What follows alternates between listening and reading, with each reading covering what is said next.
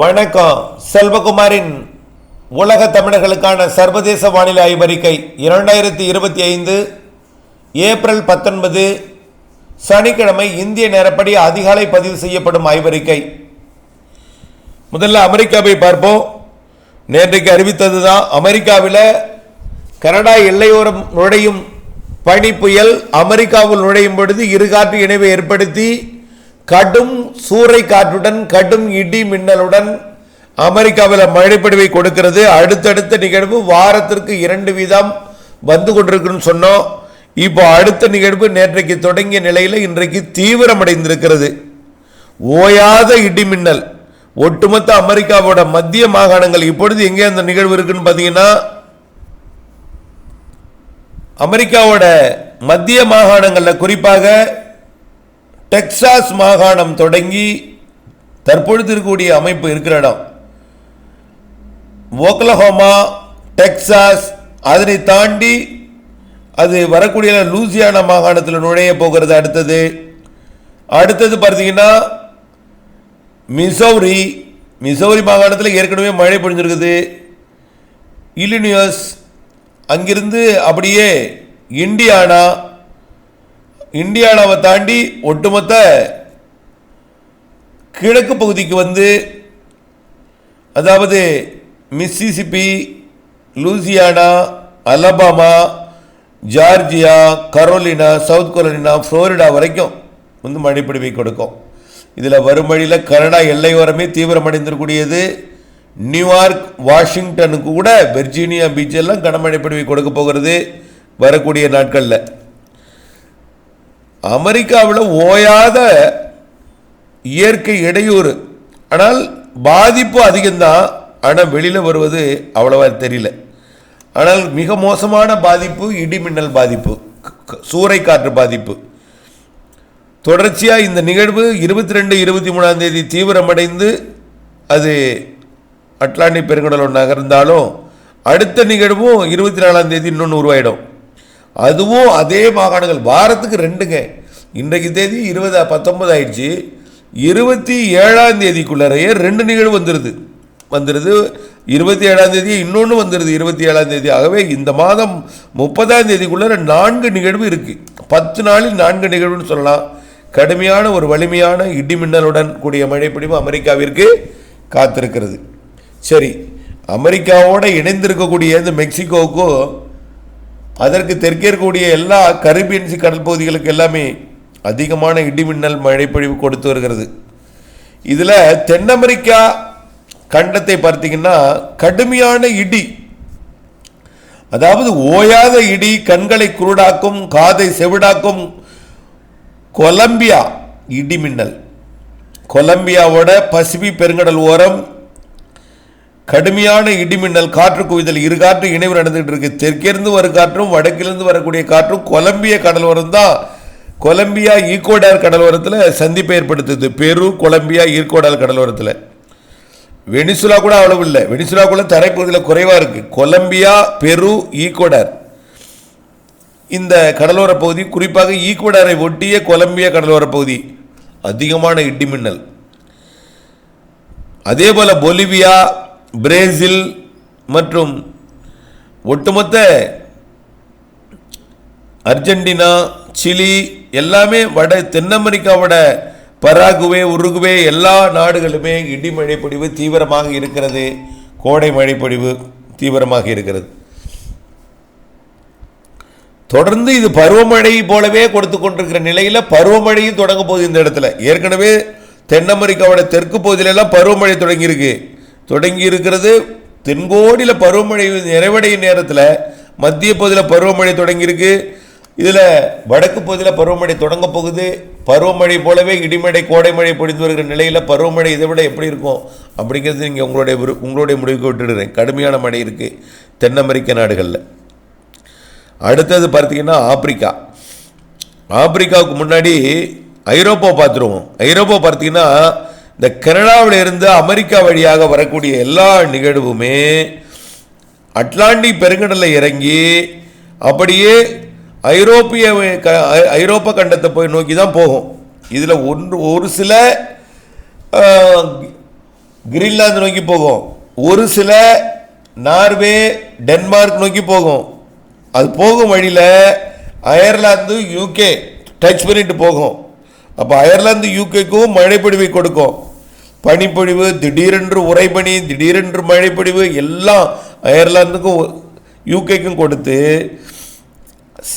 ஒரு சில அங்கே போனாலும் சில என்றல்ல சொல்லிவிட 50% நிகழ்வுகள் மத்திய தரைக்கடல் பகுதியை நோக்கி வரும். அதுதான் இந்தியாவுக்கு வரும். வருங்க, கனடாவில் உருவாகி அமெரிக்காவுக்கு மழைப்பொழிவை கொடுத்துட்டு அட்லாண்டிக் பெருங்கடலில் இறங்கி மேற்கத்திய இடையூறாக மத்திய தரைக்கடல் பகுதிக்கு நுழையும் பொழுது போர்ச்சுகல், ஸ்பெயின் வழியாக அங்கே மழைப்பொழிவை கொடுத்துட்டு அப்படியே இட்டாலி வழியாக, இட்டாலியோட ரோம் மற்றும் இதெல்லாம் மழைப்பொழிவை கொடுத்துட்டு கிரீஸ் வழியாக அப்படியே துருக்கி வழியாக, துருக்கியிலிருந்து அப்படியே ஈரான், ஈராக் பகுதி வழியாக, ஆப்கானிஸ்தான் வழியாக இமயமலை பகுதிக்கு, இப்பொழுதெல்லாம் இமயமலைக்கு வடக்கு புறமாக பயணித்து கொண்டிருக்கு. காஷ்மீர் வடக்கு பகுதி, இமயமலையோட சீன பகுதி, திபெத் பகுதி, இந்த பகுதி வழியாக பயணித்து கொண்டிருக்கு மேற்கத்திய இடையூறு.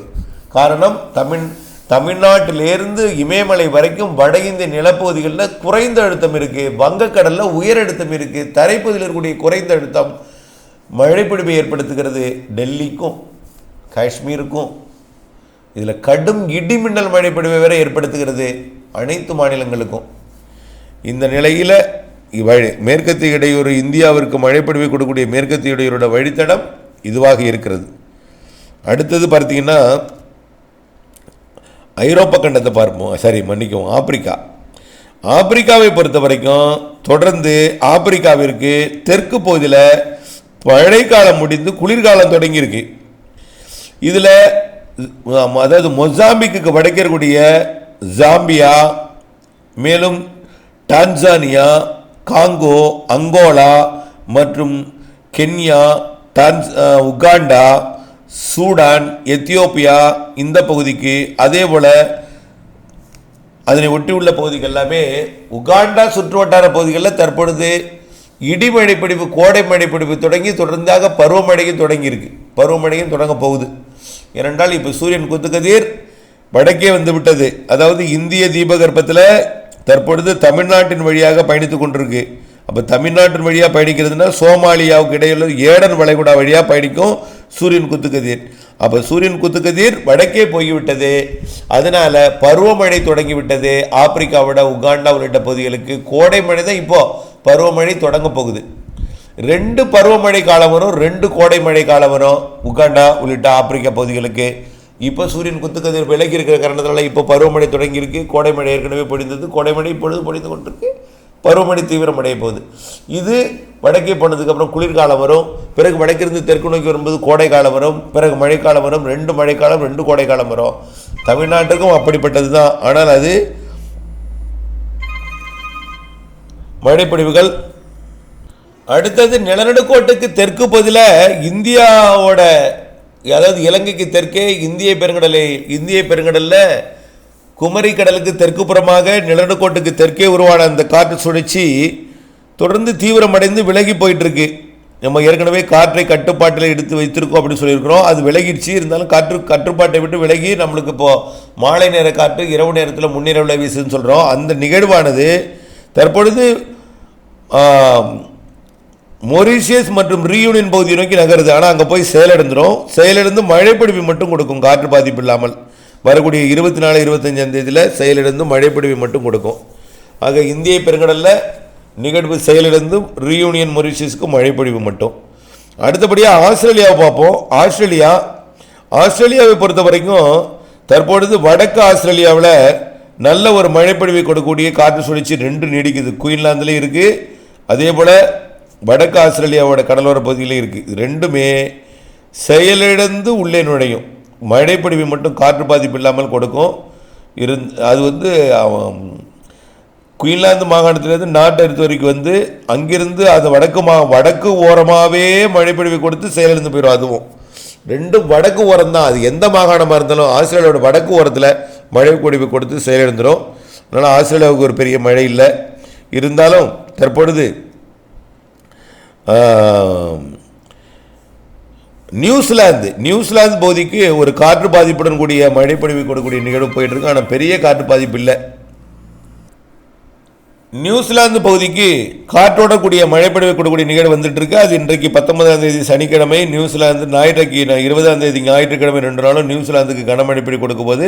குறிப்பாக மத்திய நியூசிலாந்து பகுதி 2 தீவுக்கும் இடைப்பட்ட மத்திய அதாவது வெஸ்ட்போர்ட் மற்றும் வெல்லிங்டன் பகுதி. வெல்லிங்டனுக்கு வடக்கே தான், வெல்லிங்டனுக்கு தெற்கே, வெல்லிங்டனை ஒட்டியே போகும். வெல்லிங்டன் ஒட்டியே தான் போகுது. இருந்தாலும் இது கரை கிடக்காது. அப்படியே நுழையும் பொழுது செயலிழந்து மழைப்பொழிவு கொடுத்துட்டு அப்படி செயலிழந்துடும். 2 நாளைக்கு 3 நாளைக்கு நியூசிலாந்தில் ஒட்டுமொத்த பகுதிக்கும் மழைப்பொழிவு காத்திருக்கு. பெரும்பாலும் 2 தீவுக்கும் இடையில தெற்கு தீவோட வடக்கு பகுதியில். அடுத்தபடியாக Malaysia, Singapore, Indonesia, Thailand, Brunei இதுக்கெல்லாம் கோடை மழை அவ்வப்பொழுது திடீரென்று பலத்த மழைப்பொழிவை கொடுக்கக்கூடிய வானிலை அமைப்பு இருக்கிறது. தொடர்ந்து கோடை மழை சிங்கப்பூர், மலேசியாவிற்கு நேற்றைக்கு மாலை கூட கொடுத்துச்சு. இதேபோல் திடீர் மழைப்பொழிவுகள் கொடுக்கும். குறிப்பாக சிங்கப்பூரை விட மலேசியாவிற்கு உறுதி. சிங்கப்பூருக்கு கொடுப்பது ரேர். நேற்றைக்கு கொடுத்தது போல் மீண்டும் இடைவெளி கொடுக்கும். இன்றைக்கே கொடுக்குமாங்கிறது கொஞ்சம் சந்தேகம். ஆனால் மலேசியாவிற்கு மழைப்பொழிவு இருந்துகிட்டே இருக்கும். தொடர்ந்து ஐவரி கூட இணைந்திருங்கள். நன்றி.